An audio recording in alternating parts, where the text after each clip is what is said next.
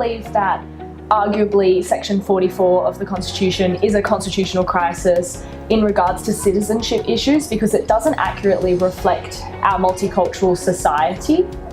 So with the Section 44, it does say within it that you can't have allegiance to a foreign power. But if you don't even know that you have dual citizenship or you've never even lived there, how could you possibly have allegiance to that country? And this has happened with many people in the House of Representatives.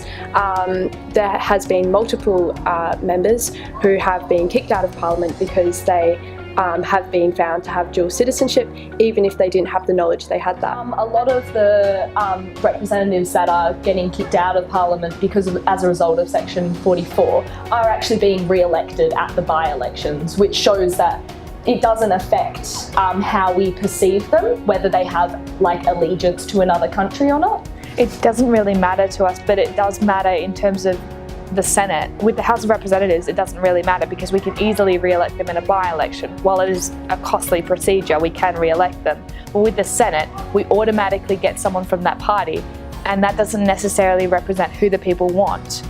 Yeah, and that's a clear example with Lucy Gatui. So she got elected back into the Family First because someone got kicked out for citizenship issues under Section 44, Bob Day, and she got elected back in by the High Court into the Family First Party and then changed her allegiance to the Liberal Party, which is unrepresentative of the people, as they voted for a Family First senator and instead they got a Liberal senator. And there's also like other cases where Section 44 has led to people being removed, such as Barnaby Joyce. Yeah, he was removed and then he was brought back in, and you can see that it automatically brought them back in. All this for the Super Saturday, all three of them were brought back in. Josh Wilson was brought back in.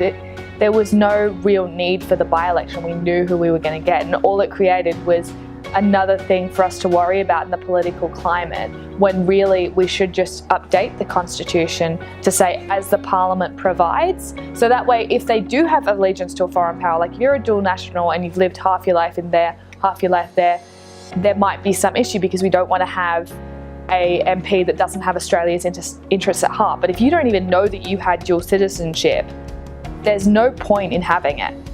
Yeah, and that's really important because in order for that to happen, you would need a referendum would need to be undertaken to change the Constitution, which is a vote by the people. And you can argue that that's really essential because we don't want not unrepresentation in Parliament and in the Senate. And we definitely all agree that we need to look into changing the Constitution because it's definitely affecting our political climate.